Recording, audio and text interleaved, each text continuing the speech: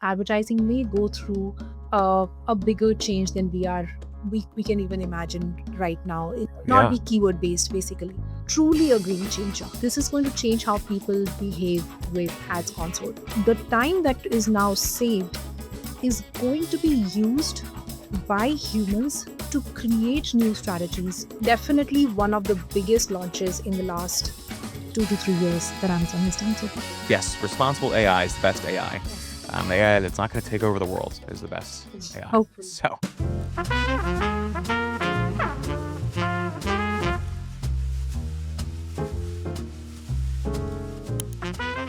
welcome back. Thank you for doing another episode with us. Excited now. This is our first episode as business partners here. Is our first episode with, I guess it hasn't happened yet, but it might come out after ASGTG. So, our first episode doing a joint booth at one of the best trade shows in the country. Shout out to Ed and all of the amazing food, and also, of course, all of the amazing information, but mostly the food. The food there is by far the best trade show food. Yeah. Um, but yeah, I'm excited to talk with you again. I'm excited to get more into the topics that are very hot button topics. Always talking about PPC, always talking about AI and how those two not only work together, but also kind of compete and where things are shifting now that we're almost 2 months into quarter 1. So very excited to have you back on. Hi, Pete. Thank you so much. Always happy to be in your company. I think this is the second time that we're talking, and I couldn't be more excited. And of course, the topic that you bring in for today is even more exciting. So I don't think we're going to have a dull moment. Yes, no, it's going to be a good one. It's going to be a good one. But I'd love to start with having you introduce yourself and the company and giving us some people might not have seen the last episode. So give us a brief introduction to yourself and Atom 11. Absolutely. So, hi everyone. I am Neha Bhuchar. I am the co-founder and CEO of Atom11. We are an advertising automation software for Amazon brands, sellers, and agencies. What we do is we um, bring together retail signals from your Seller Central as well as advertising and brand analytics. So, all the data from your Amazon ads, AMC, all of that together in one place. And we allow you to set up automations basis data that may or may not reside in advertising. So we call this retail aware advertising. We pioneered this, advertising automation strategy, which is retail aware, because we did not find it, existing in the software, and we found that advertisers need something like this as they grow and increase their advertising spends. Bringing everything together, siloing data from your seller central, like inventory data, pricing data, bestseller rank data, your search rank data, all of that with ads, and then helping you create automations basis some of these signals is what we do, apart from, of course, the table stake features that you see. That's a little bit about us. And just to touch upon the topic a little bit, what Pete talked about, I think AI is something that we are taking very seriously. And I'm very excited to talk about how at Atom 11 we are thinking about AI, and in which direction are we taking Atom 11 with AI. So thank you so Yeah. much, Pete, for bringing this topic up. Thank you for being a guest again. Thanks for coming back on. No, it's in a very interesting one. Like I said, it's on the forefront of a lot of people's minds, or at least it's very close to the forefront. It's always a topic that comes up in every one of interviews, whether it's we're talking directly about AI or it affects some aspect of your job. So it's very crucial, and it's very, I think, always important to bring this up and to talk about it and see where it's affecting everywhere else within the Amazon ecosystem. So I'd love to get your sense of, again, we can get into the individual topics, but just in general, tell me a little bit more about how Atom 11 is directly using AI and how it's affecting your sellers. I'm asking you this because we're partnered obviously with Atom 11, so I know how it's affecting our partners and it's affecting them in a great way. But for those out there that might not understand what happens when it gets into an account, what is happening on the back end with Atom 11 and your seller accounts? Absolutely. So before I start talking about AI and Atom 11, would love to clarify what are the different kind of softwares which are there in the market today. So there are Mhm. two main types of softwares. One is something which is plug and play, which means that everything is being done with, some kind of an AI. It could be AI, rule-based AI, I don't know, but it is plug and play. Which means what it does is that it gives you a lot of um, uh, you know, an automation, but it takes away all of your control, right? So it's plug and play.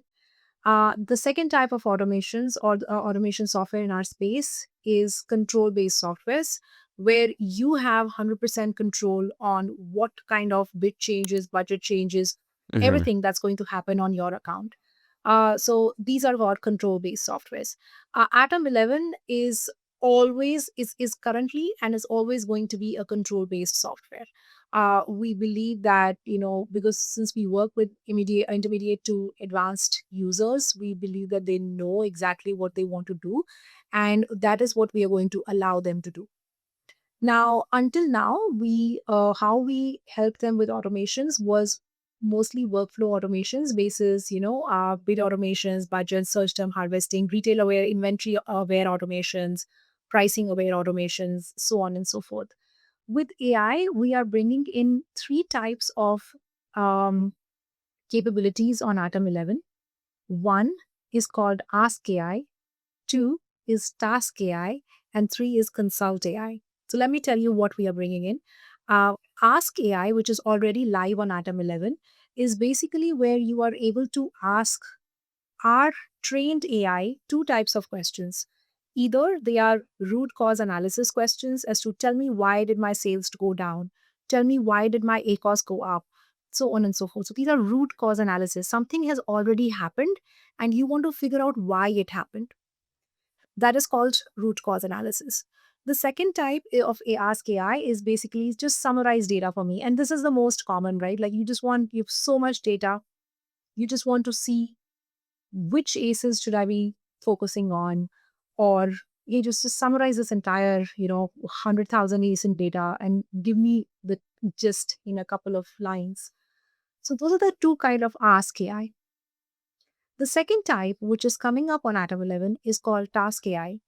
Task AI doesn't mean that we are going to go in the legacy AI direction of bid automations or black box bid automations. It means that we are going to give you even more control than what you had earlier. Think of it as custom agents for Amazon advertising. For example, until now, you were telling us that if my ACOS is low and if I have more than 15 clicks, all those conditions, increase my bid. In future, you will be able to tell Atom 11, if my ACOS is low, or let's say if my ACOS is high, first check my inventory. If my inventory is also okay, check my pricing, and then check XYZ, check other things which may or not be directly related to ads. Once you have checked that, if everything is okay, then change my bid. Once you have changed my bid, don't stop there. After a week, check if the new bid is improving my ACOS or not improving my ACOS. Also check if it's improving my orders or not improving my orders. If everything is okay, then keep the new bid, otherwise revert my bid. So just look at the kind of actions that you will be able to do with the task AI when it comes to Atom 11. Again, Right. retaining all this control, but you will be able to like just do exactly what's in your head, just mimicking human behavior. So that is what is coming up with task AI.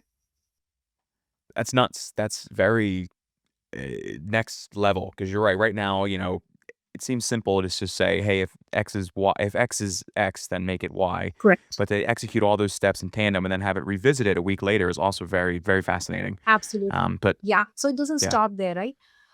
Like even today, we have this functionality of revisit and figure out what happened when you changed your bid. But again, it's resting in two different places. So I think we're going to be bringing on that in. The third one is Consult AI, and we are very excited about this. Consult AI is basically where we are training our AI with all the algorithms that we know about optimizing Amazon ads. Now, this can be basis profitability. This can be basis increasing my sales. This can be, improving my ACOS, increasing my orders, so on and so forth. So you will be able to define objectives at an ASIN level and then consult AI. What should I do to increase profitability, or what should I do to improve my ACOS? What should I do to improve ACOS as well as increase sales, right? So what Consult AI is going to do is it's going to look at our algorithms, or it can also ask you for your strategy. So you can save a custom strategy, and then it will start telling you, okay, you know what, on this campaign do this, on this campaign do that, so on and so forth. So those are the three. That is the breadth of AI that we are bringing in on Atom 11.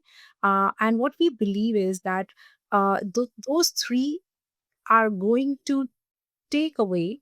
Like today, we say that with Atom 11, you will be able to save around 10 to 12 hours per week per account. um, I think this is going to take away more than 70% of the time the device are spending on Amazon ads automation. And I think the time that is now saved is going to be used by humans to create new strategies, to take notice of what the competition is doing, to figure out things in a much more nuanced way rather than spending it on implementation time. You read my mind. I was gonna say, we're gonna be not using all this time to move ads around, move budgets around, analyze things. What do we do? Do we go to the beach and drink Mai Tais? Like, what do we do? So it's very interesting. That's the age-old question with AI, is what are we gonna do now that we have all this time to spare? So you read my mind on my next question, which is great, to come up with different strategies or new ways to maybe not even just Amazon strategies, new ways to use, to reach out on social media and do all these different things. So, um, and then right, then all that's coming next to the automation, tool of what can we automate there and all that kind of good stuff. It almost seems like you could just have one guy running a whole plethora of accounts, just with Adam 11, and he could do everything.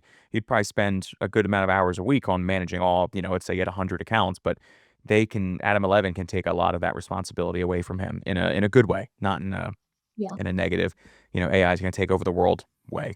I So, think one of the things that we also want to do in the long term is not just de-silo everything within Amazon, but also de-silo with a TikTok or a Walmart ads, right? So I think with AI, one of the biggest things that you what humans bring to the table is responsible AI.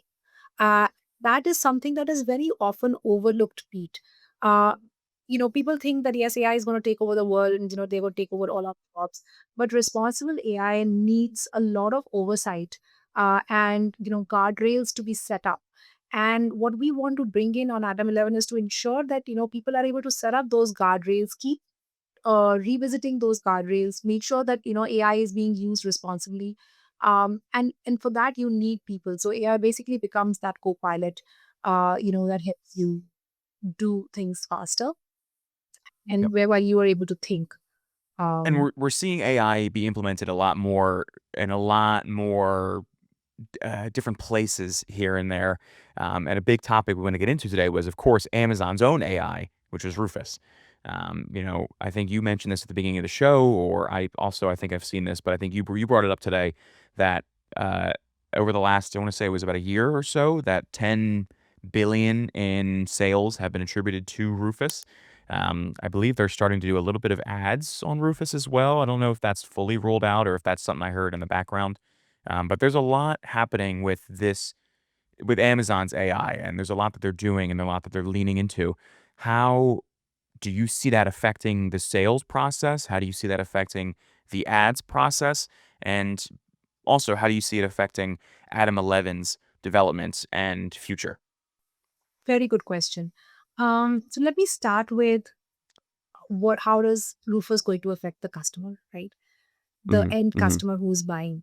I don't remember the exact conversion number, but from what I have read, when Rufus is in the play, conversion, which means if the customer who was first just looking or browsing, how many of them actually purchase. So that is what I'm defining conversion as.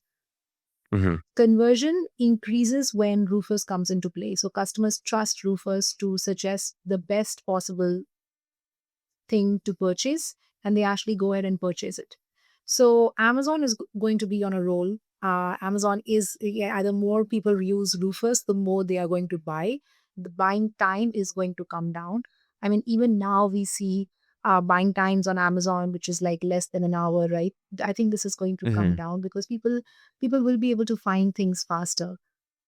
Um, until now, I'm not sure how personalizable Rufus is, or like how much it remembers your preferences. But I'm pretty sure that Amazon is going to look into these things, right? And then once Rufus becomes a personalized shopping assistant, it will always remember that, hey, last time you brought this item, and this is what the reviews were. How did you feel about it? Now that you're ready to reorder, should I look at a different product, or a similar product? So on and so forth. So I think that personalization bit is something that I'm not clear about, but I'm pretty sure this is one of the things that that Amazon is going to look into. Um, Yeah. Now let's talk about our tribe, which is the Mhm. agencies and sellers who are advertising.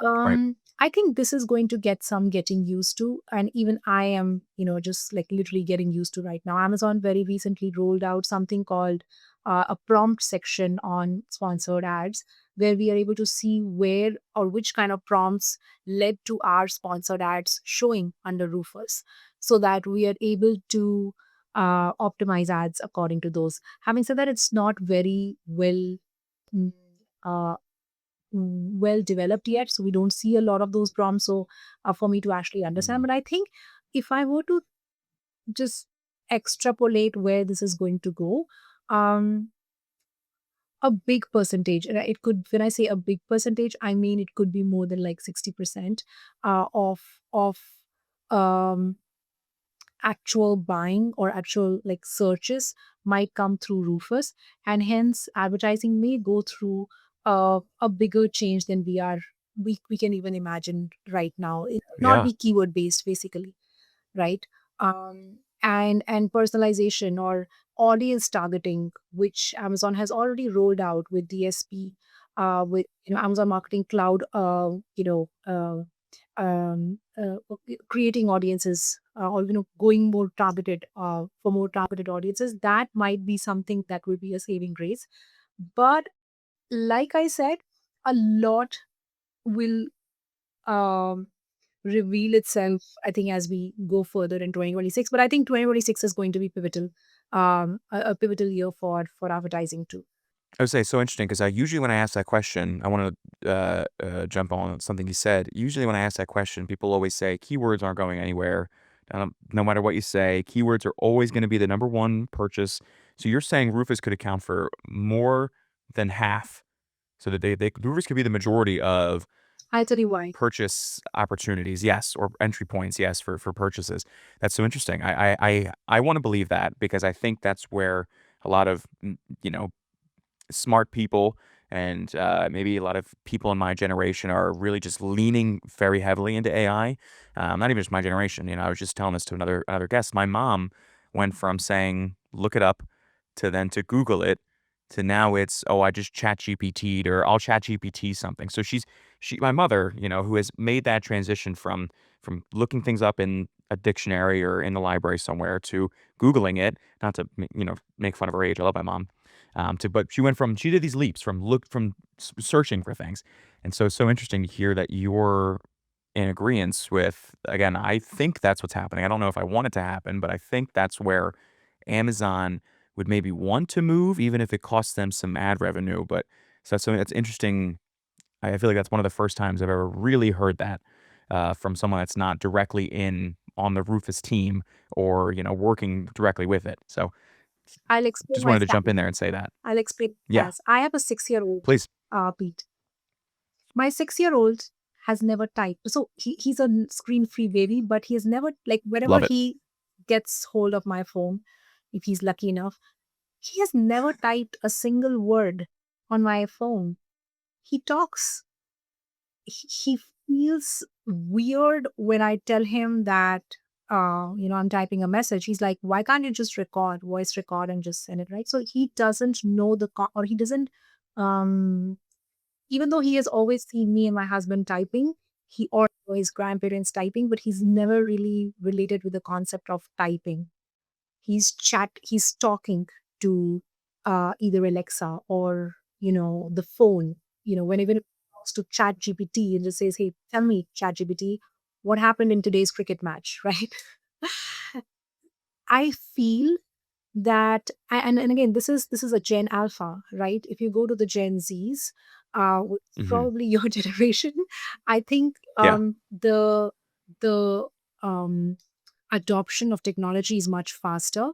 For example, me being a millennial, I usually type. I still do keyword research, and that's why I think people that you're chatting with, it's hard for us to even think that I would rather like chat with something, or talk to Rufus. For me, default is keyword because that's what I've seen growing up. But the generations are like people, the search behaviors are changing, and people are really leaning into the chats and the voice, those kind of um, uh, browsing behavior. And so I believe, I'm not saying it may happen yet. 2026 is going to be pivotal for sure. I'm not saying that everything will happen this year, but you will start seeing a shift this year. I do feel that keywords are not going anywhere, but I think the volume will shrink. Hmm. That's that's probably more the short term, right? Who knows? Maybe they will go away entirely. Maybe Amazon will just say, "Just ask Rufus for whatever you want, and he will spit it out to you." I know that they're speaking of Alexa, I know they just updated their side of things. I'm sure mine just activated somewhere over there. I'm going to shut it off in a second, but um, I know they updated that to be more AI based, and that's already almost a personal shopping assistant. Yes. So you think, well, if they really want to integrate Rufus into there, I'm sure they probably are working on that. So it's interesting. I just like to brainstorm. But you're right. It'll be very interesting to see where our generation and everyone that comes after it, they adopt to the AI shopping experience. So, but yeah, I know it's a little sidetrack from our previous conversation. But yeah, Yeah, no, absolutely. Always happy to. It's all uh, uh, you know conjecture right now, like just figuring out what may happen in the future. But it's always a good right, topic to yeah. discuss. But to get back into sort of the Rufus as well, I know it took us on a bit of a tangent there, but to get back into the Rufus, we were the last thing I believe we discussed was Rufus is potentially going to be taking over the majority of the shopping experience, and so how do we as agencies play into that and adapt and help our brands and help how do sellers out there in general play into that to still be profitable and be successful? Yeah, I think this is one thing where I'm also looking into what is happening on the Google side of it, right? Like, so whenever you have a problem on the Amazon side, I think what I try to do is figure out, okay, what happened with Google, right? Hmm. So with Google, people moving towards Gemini or Chat GPT, I think now what people are trying to do is looking for tools which can tell you what are the kind of prompts that people are writing and how what is appearing on those prompts. And I Right. think very soon we are also figuring this out right now. I'm not gonna lie and say we have figured it out yet, but also figuring it out how we can actually figure out what are the kind of prompts that are coming in on Amazon and what are the suggestions that Amazon spits out when such prompts come in. If we have Hmm. access to that kind of data, if there is some kind of a scraping that we can do to actually get access to that data, I think that is what is going to be useful for velocity sellers or all the agencies and brands that we work with. A good amalgamation of ads plus organic, Rufus SEO Hmm. kind of a thing would be good to have. But I am right now, I think it's just too early for me to say how things are going to change on the Atom 11 end, to bring in these kind of insights for our clients. Right. And it's tough, right? Because we're just speculating here, just brainstorming. It's all speculation about where Amazon will actually go. It's all very, A10 level discussions of the A10 algorithm of like, are they actually going to do it? Yes. So it's interesting, but I do like the idea of Rufus being their biggest driver of sales. It makes sense if they really want to lean into that. If they really lean into the AI wave, that's really where things are going in the world. Why wouldn't Amazon make Rufus the center point of the first thing you do when you open up the either a new tab with Amazon or you open up your app is Rufus saying, "What are you looking for?" I mean, that could be I'm sure it already maybe does that, and they have a button for it on the app now. Um, so it'll be interesting, but just for speculation purposes, um, hopefully they don't rewrite us out somehow. I know we always like to stay on top of the trends, of course, Velocity and Atom11. We're always staying on top of what's best for our brands and what's best for our clients. Um, but I know it's not as easy Yeah. as e-commerce is never as easy as that. It's just saying I'm gonna stay on top of it. So we always have to make sure we're building out the different services and the different programs to keep up. So Absolutely. And I think yeah. this year is probably the toughest. And Hmm. yeah, so we're all just kind of riding storm this year and, Yeah. hopefully just coming out very strong, uh, Right. by the end of the year. And the other AI piece of this too is I believe you actually brought this. I'd actually not heard this before, or maybe in passing, but AMC and Claude have done sort of a similar type of partnership deal. And I'd love to hear more about that and kind of how, again, same question, how that affects sellers and us as agencies. So Amazon recently launched their MCP server, um, the Model Context Protocol. Basically, what an MCP server does is like it opens up the APIs of Amazon ads to Mhm. anything like, let's say, a Claude, right?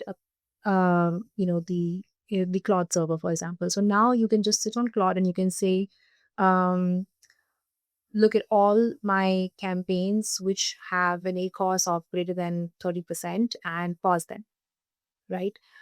So now one of the things that has been difficult to do on the Amazon ads console is taking bulk actions and doing exactly what you really want to do, right? Like you can have like a series of statements, but it takes so long to do those on Amazon ad console that it becomes hard. Like that it's just a very hassle. um, um, it's a hassle to do that on console because it's so not user friendly.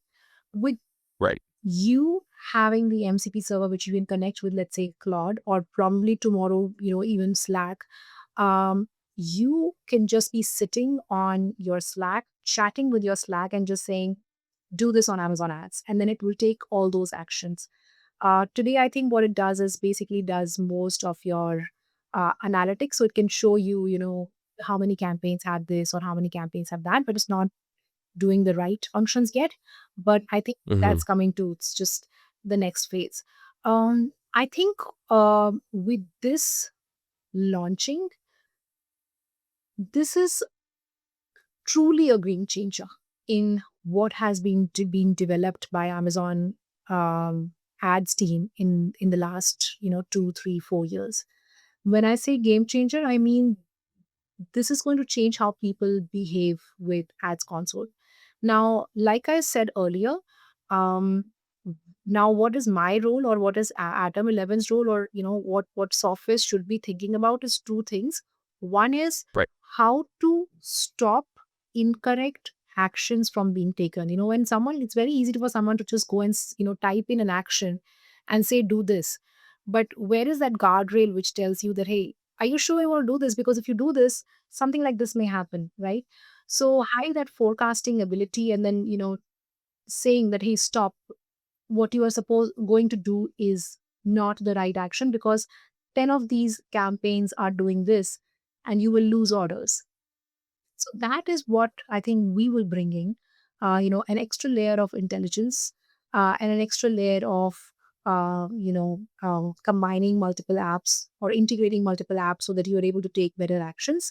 I think one of the things that we want to bring in, but I think just with MCP launching, it is going to completely change how PPC specialists have been interacting with the ad console so far and how they have been making changes.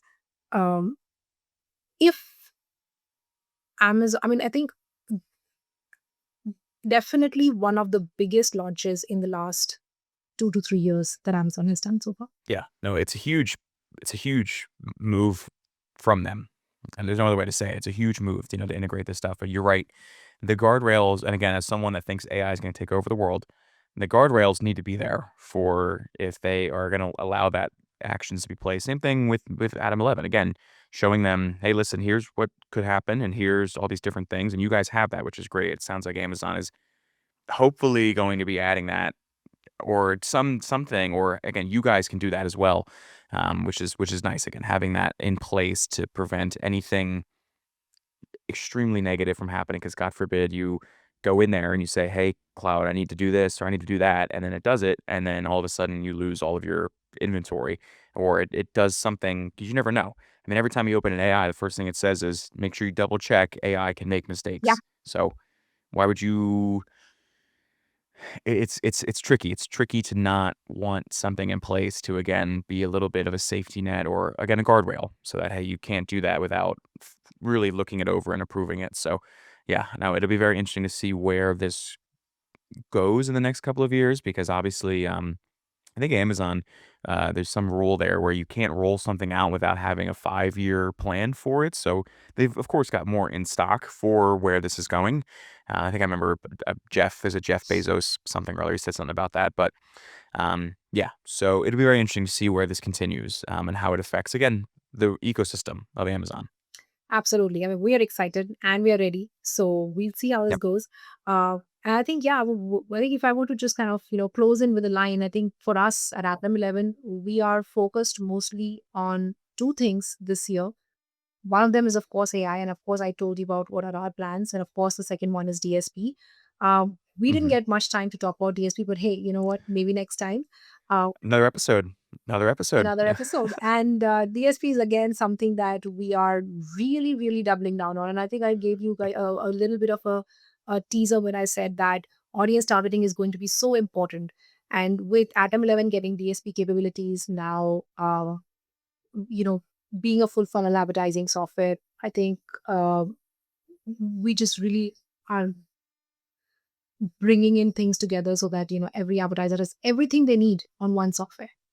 So, yeah, we're excited and looking forward. Love it. Yeah, and we've talked a lot about the future, but I always like to close with also a sort of a future-focused um, question. So where, and we talked actually, this answer might have been found in the beginning and the middle of the episode, but where do you see the? No, we answered that. See, my question was going to be, where do you see the shopping process going in the next 5 years? But really, you think it's going towards AI and Rufus. Oh man, you've taken my entire bit here, Neha. You've taken it and I already answered it, so we're good. So the Hmm. shopping experience is is going towards Rufus, it's going to be just important for sellers and buyers both to understand the expectations and limitations of the AI and what you can do and what you can't do.